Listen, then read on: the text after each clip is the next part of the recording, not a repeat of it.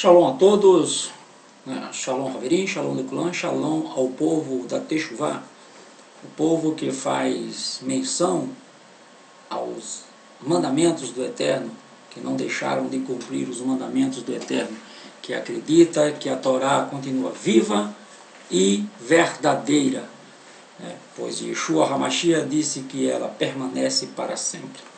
Vamos aqui para a terceira parte, né, do estudo Escritos Nazarim, que é o perigo das adulterações no livro Bíblia, que é um livro romano.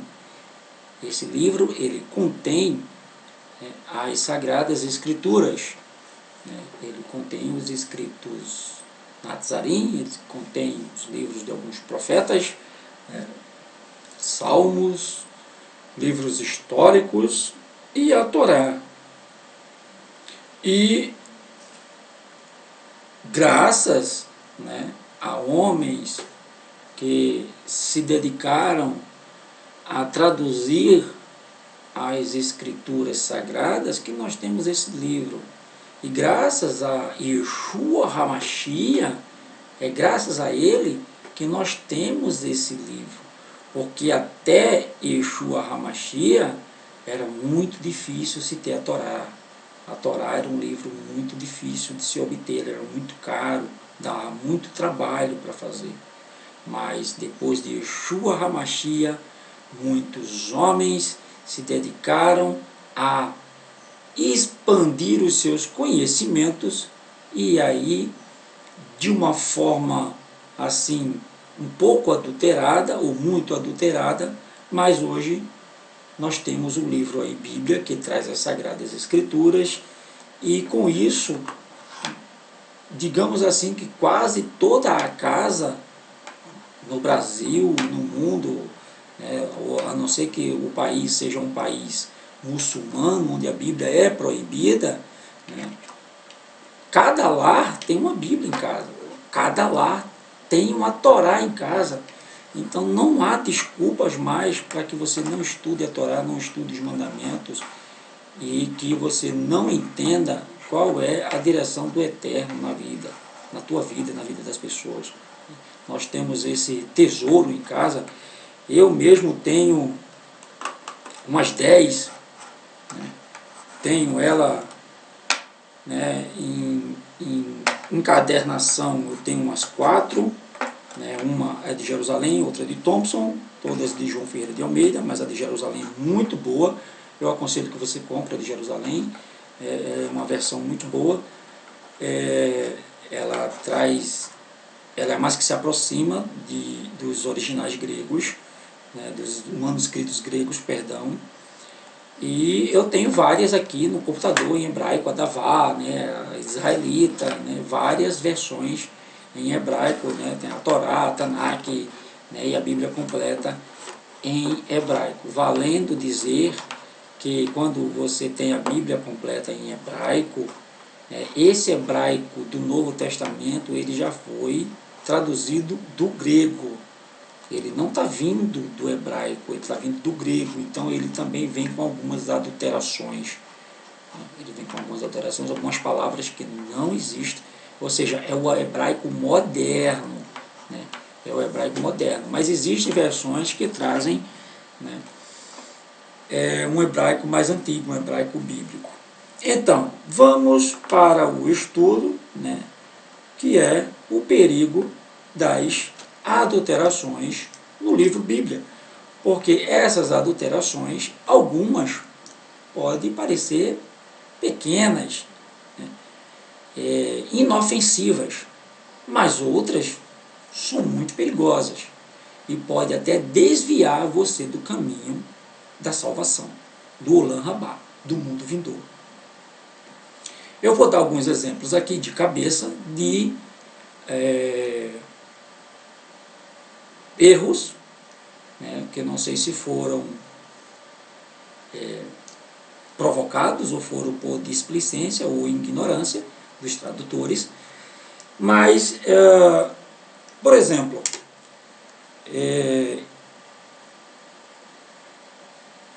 cidade, para nós, chama-se Betânia.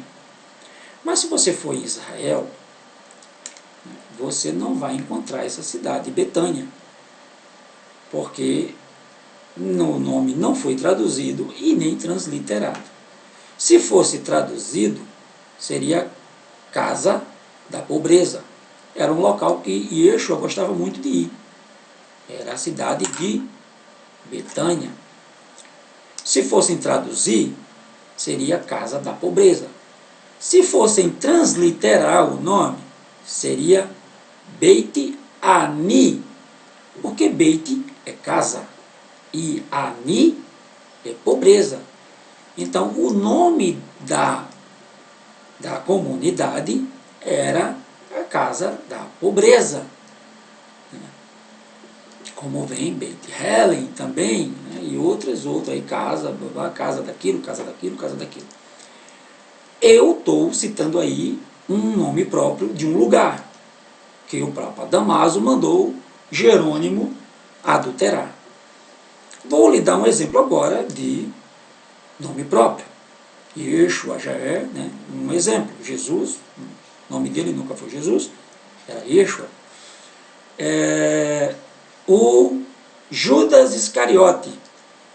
A palavra Judas não existe no hebraico. O nome é Iehudá. Iehudá. Se fossem transliterar, seria Iehudá Iscariote. Se fossem traduzir, seria Iehudá, né, homem, de Carioti, que era o local. Carioti, local. Não lembro agora o significado de Carioti. Tá? Me perdoe por isso. Então, tá aí, né, a origem, né, do Judas Iscariote. Iscariote não é sobrenome de Judas, muito menos de Yehudá.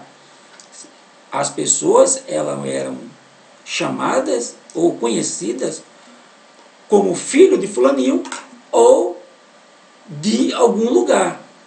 Por exemplo, Yeshua, né, ben Yosef. Yeshua, filho de Yosef, né, que era o nosso Mashiach, que é o nosso Mashiach, né, filho de José. Ou Yeshua ben Abba, né, que era o Barrabás. Yeshua ben Abba. Aí botaram Barrabás, né, e aí ficou só Barrabás, tiraram o nome Yeshua. Porque se colocasse o nome Yeshua, aí ia deixar uma dica muito grande que o nome do Salvador também era Yeshua, né? Então tiraram o nome Yeshua do nome de Barrabás. Todos dois tinham o mesmo nome, salvação. Vocês querem que eu solte Yeshua ben Abba? Ou querem que eu solte Yeshua ben Yosef?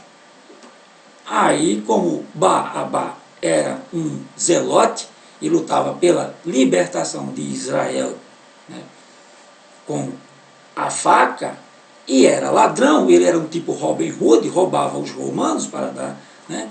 Então o povo preferiu soltar o Ben Abá, o filho de Abá. Então aí exemplos, né, de traduções que são, eu dei uma bem simples, né, que foi do local, né. Tem uma também que existe muita controvérsia por conta da tradução do hebraico de hoje, né, que é aquela de Marcos, que Yeshua está em Betânia, na casa de Simão o leproso. Quando nós vamos para a raiz das palavras, né, nós vemos lá que a palavra não é leproso, e sim oleiro. E isso dá muita lógica, porque se Simão fosse leproso, ele não poderia estar dentro da cidade, muito menos comemorando a Páscoa. Ele tinha que estar fora do arraial, fora da cidade, onde ficam os leprosos.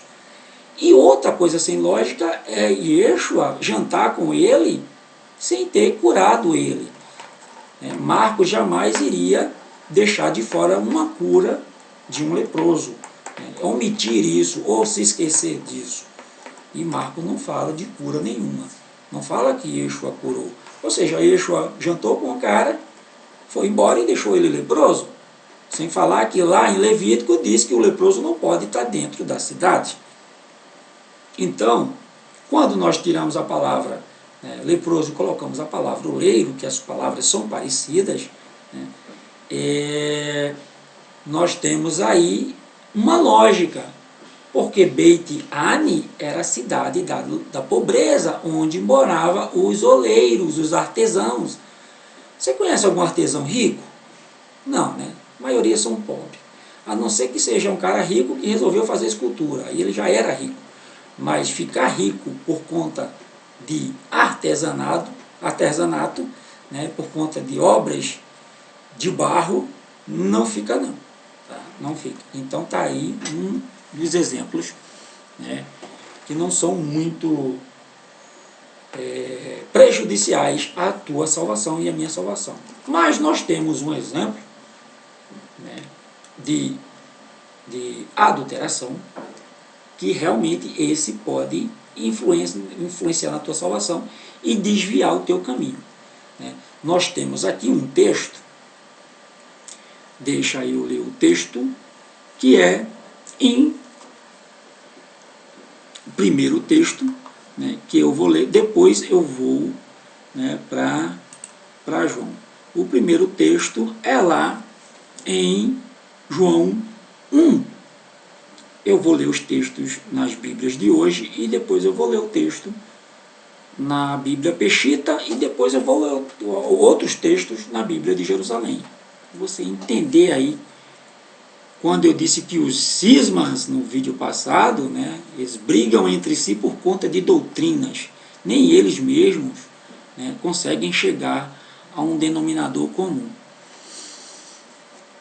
João 1, a partir do 15. João dá testemunho dele. Ele exclama: este é aquele de quem eu falei. Aquele que vem depois de mim é superior a mim, porque já existia antes de mim. Todos recebemos sua plenitude, graça sobre graça, pois a lei foi dada por intermédio de Moisés, as instruções foi dada por intermédio, não foi Moisés quem deu, ou seja, Moisés foi o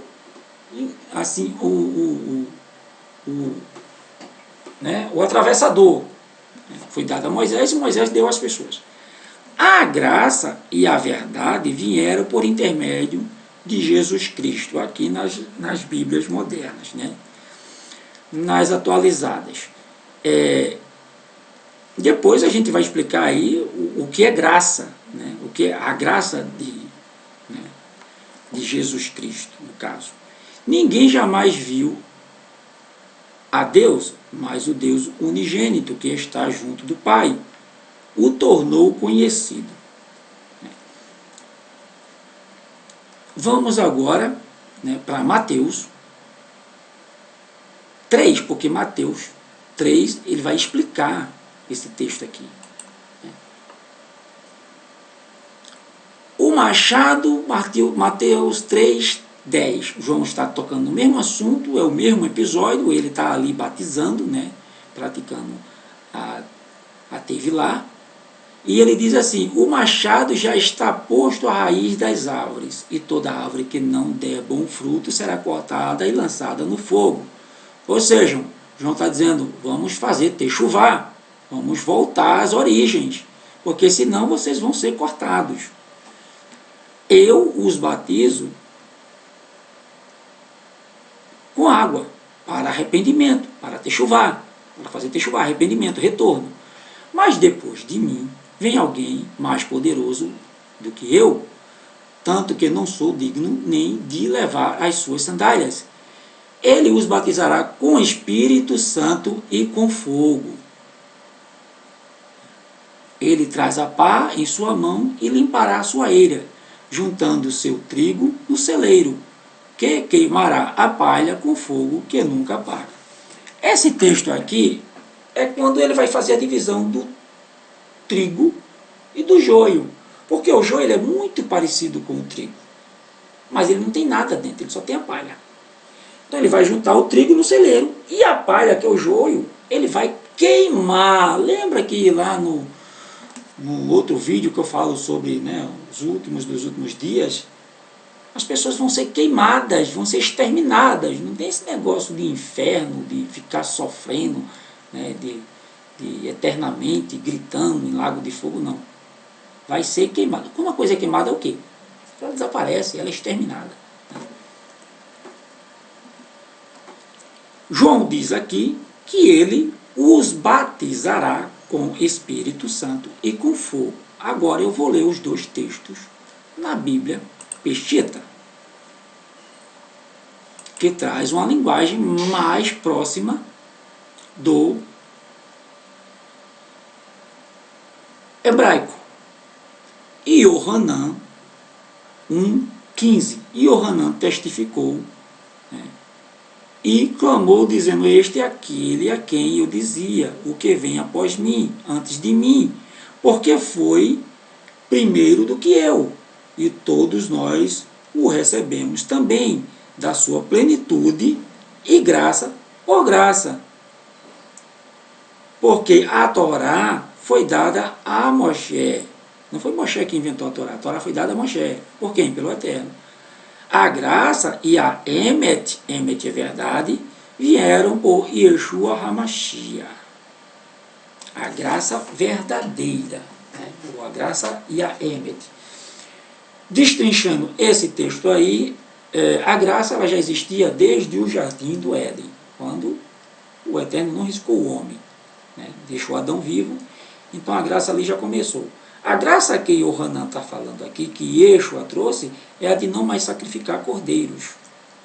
Não é aquela graça que eu não preciso mais fazer nada, eu não preciso mais cumprir mandamento nenhum, não preciso fazer mais nada, Yeshua me salvou. Não é essa graça que ele está falando, mesmo porque essa graça não existe. O próprio Yeshua disse que quem não cumprir mandamento não estará no mundo vindouro. E a partir do 30, ele diz assim: este é aquele do qual eu disse, após mim vem um homem que é antes de mim, porque foi primeiro do que eu, e eu não o conhecia, mas para que ele fosse manifestado a Israel, vim eu, por isso, batizando com água. Yohanan testificou dizendo: eu vi a Ruá descer do céu como pomba e repousar sobre ele. Aí nós entramos no texto passado que fala muito em espírito, né? Eu vi o espírito, né? Não o espírito, né? Eu vi a manifestação do Eterno descer como pomba e pousar sobre ele, porque o Eterno tinha dito para João: aquele que tu vê, esse é o cordeiro que eu preparei para o mundo. Cordeiro que eu preparei para o mundo. Tem outra verdade nisso. Quando João diz assim: esse é aquele que eu falei dele, em João não fala. Em João não fala, mas em Mateus fala. Mateus completa o texto, né?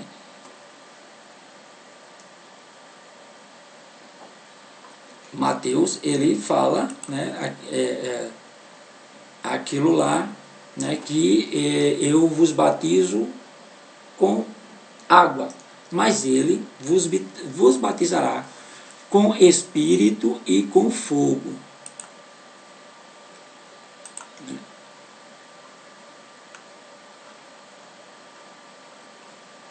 Então, nós vamos agora entender, né, o que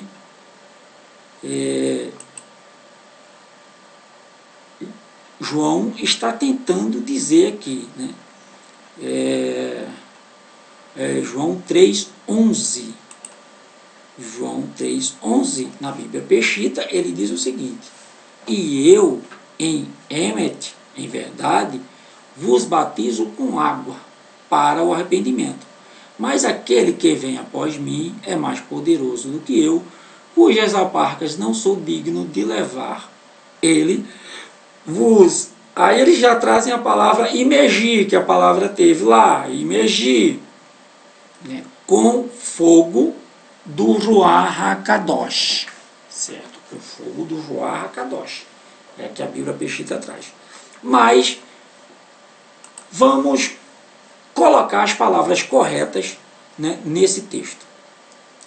Tiramos a palavra batizar, que é uma palavra helenista, grego-romana, e colocamos a palavra tevlá, imergir.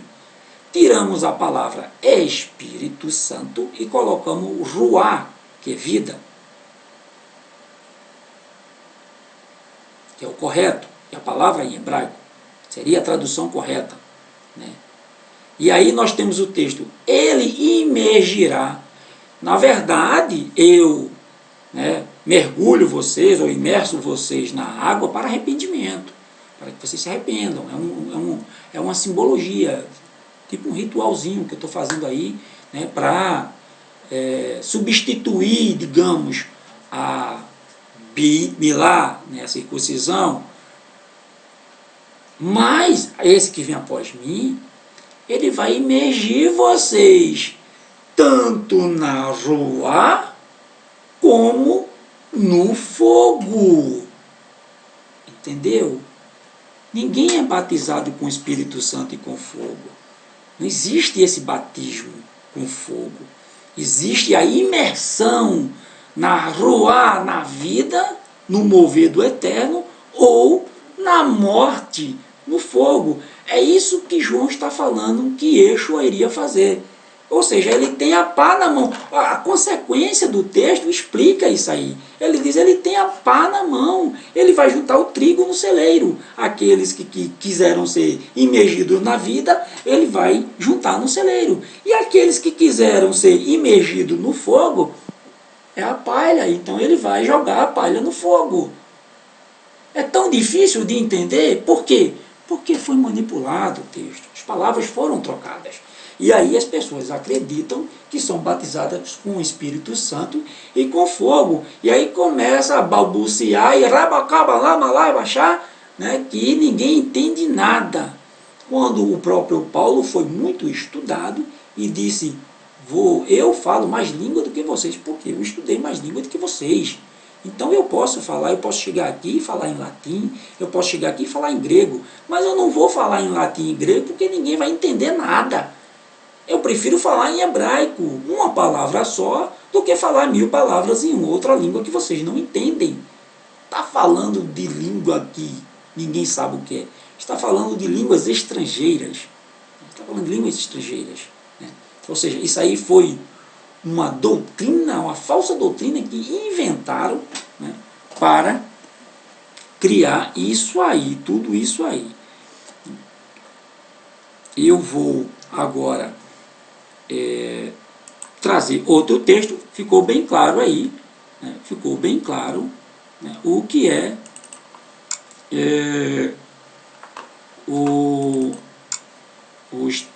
o texto, né, da imersão. Esse sim, esse texto pode trazer consequências à tua salvação, porque você vai estar acreditando em algo que não existe, que está fazendo você errar o caminho. E eu vou trazer agora outro texto, que eu esqueci de procurar aqui, mas eu estou procurando já. Eu tenho o texto, mas eu queria mostrar outra coisa. Né, que deve estar em algum lugar aqui. Depois eu vou procurando, mas o texto é o seguinte, é lá em 1 João, no capítulo 5, e o verso 7. Verso 7. Eu vou ler na Bíblia de Thompson, que é uma Bíblia que traz alguns textos, e ela traz alguns textos em conchetes, dizendo que esses textos são textos extras, que não existem nos originais ou nos manuscritos gregos, em alguns manuscritos gregos. A coisa foi tão manipulada que você pega os gregos e os manuscritos gregos, eles diferem um do outro. E por aí você já tira. 1 João, capítulo 5, verso 7. Pois 3 são os que dão testemunho no céu: o Pai, a Palavra e o Espírito Santo. E estes 3 são um. E 3 são os que dão testemunho na terra: o Espírito, a água e o sangue. e estes três concordam. O que é que nós temos aqui? Nós temos um acréscimo que foi acrescido por Erasmo, um dos padres, um dos pais da igreja, né? E Erasmo, ele acabou sendo excomungado. Erasmo, ele colocou isso aqui como rodapé, e aí quem viu aquilo ali achou que era para ser introduzido dentro do texto. Erasmo apenas colocou como rodapé, né, de lado assim, fez um comentário, né, que é esta parte aqui: o Pai, a Palavra e o Espírito Santo. E estes três são um. Esta parte aqui é que é o rodapé de Erasmus. Aí nós vamos para a Bíblia de Jerusalém, que é uma Bíblia mais próxima de alguns escritos gregos, e está da seguinte forma: porque três são os que dão os que testemunham: o sangue, a água, o Espírito, a água e o sangue. E os três tendem ao mesmo fim. Ou seja, acabou o Pai, o Filho e o Espírito Santo aqui, não tem. Nem tem céu. Apenas ele colocou a palavra Espírito, que é a palavra ruá aqui, ou seja, estes três são os que testemunham, né, a vida, a água e o sangue, o mover, a água e o sangue, porque esses elementos eles foram usados por Yeshua HaMashiach. E ele diz que esses três tendem ao mesmo fim, ou seja, eles se concordam. Não tem nada de trindade aqui. E isso nos leva ao primeiro vídeo que eu falo sobre trindade, né? Isso aqui nos leva ao primeiro vídeo que eu falo sobre trindade. Na Bíblia Peshitta, nós temos da seguinte forma, né? E o Ruá é o que testifica, porque o Ruá é a Emet, né? E três são os que testificam: o Ruá, e a água e o sangue. E estes três concordam em um, né? Então você veja aí que o Erasmo, ele fez uma como é que diz? Um comentário, né, no rodapé do manuscrito. E aí, assim, como é que eu posso chamar? O redator, quando viu, né, achou por bem de colocar esse rodapé, né, no original, ou seja, no texto original. Está aí, né, mais uma prova, né, das manipulações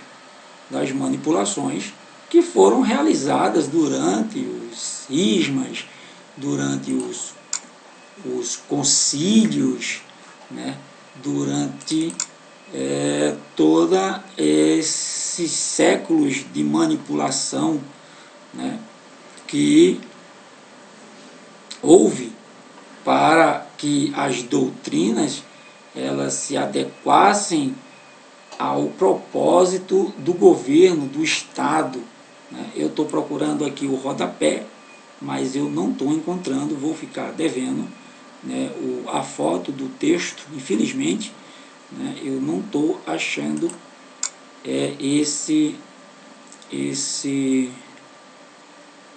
essa fotozinha que eu queria mostrar. Infelizmente, né, vai ficar para um próximo vídeo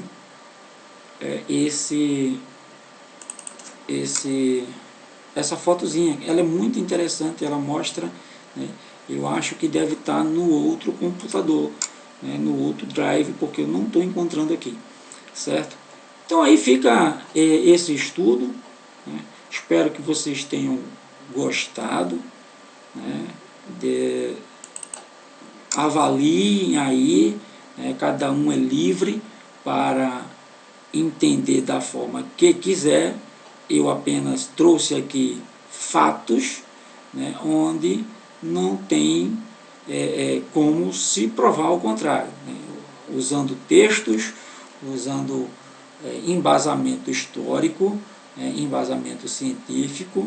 Infelizmente, fiquei devendo aqui a fotozinha do rodapé de Erasmo, né? Em um outro vídeo eu vou tentar mostrar essa fotozinha. Não vou mais me alongar nisso aqui, porque senão vai ficar muito grande esse vídeo, eu falando aqui que vou mostrar, e acabo não achando, não mostrando.